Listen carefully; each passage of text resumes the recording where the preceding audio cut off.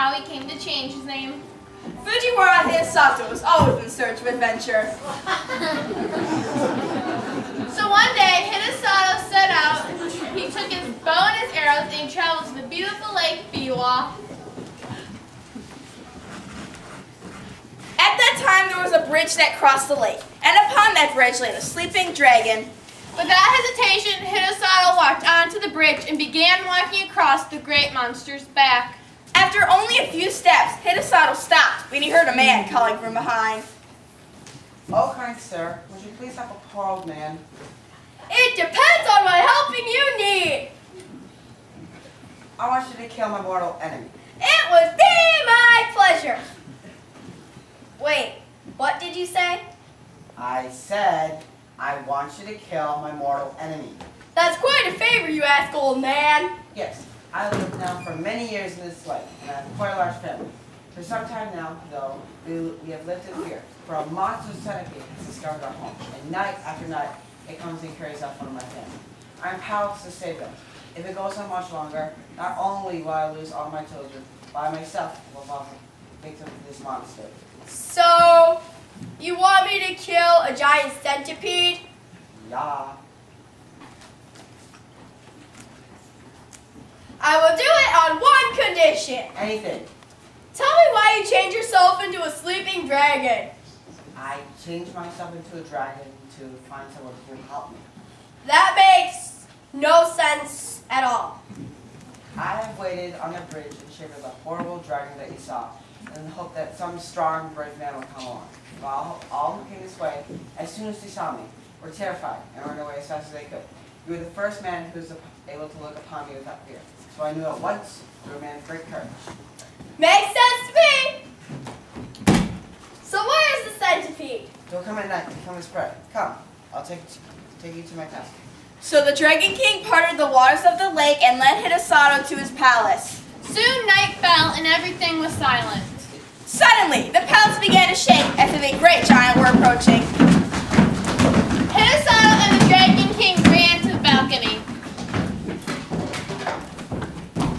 Is it an earthquake? No, the centipede approaches. I don't see anything. Look, in the distance, do you see two fiery balls? I thought you said I was going to fight a centipede. Those are his eyes. Hidesato looked closer, and beyond the fiery eyes, he saw the body of the centipede and its 100 legs.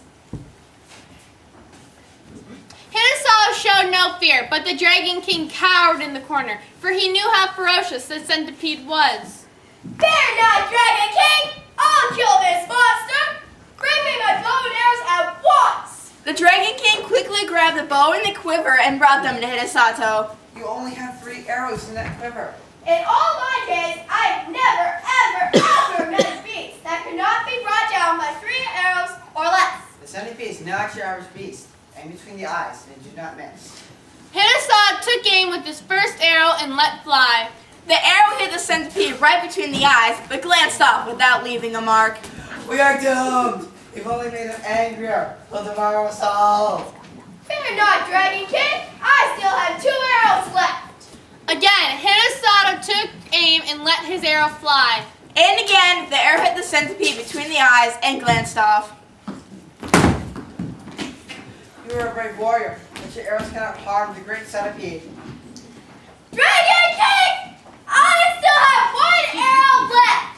I told you I would kill your enemy, and that is exactly what I'm gonna do!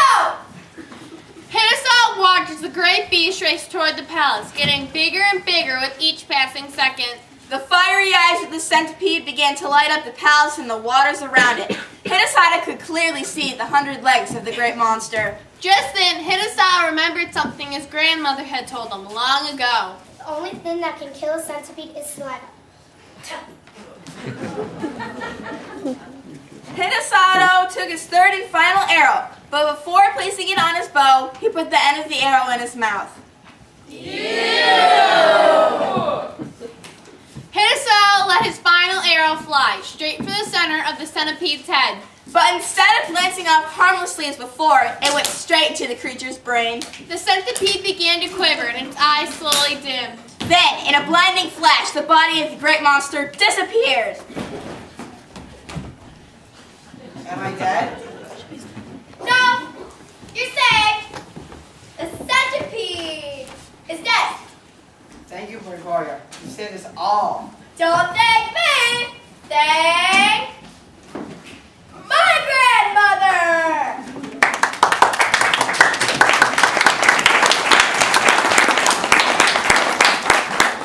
Your grandmother?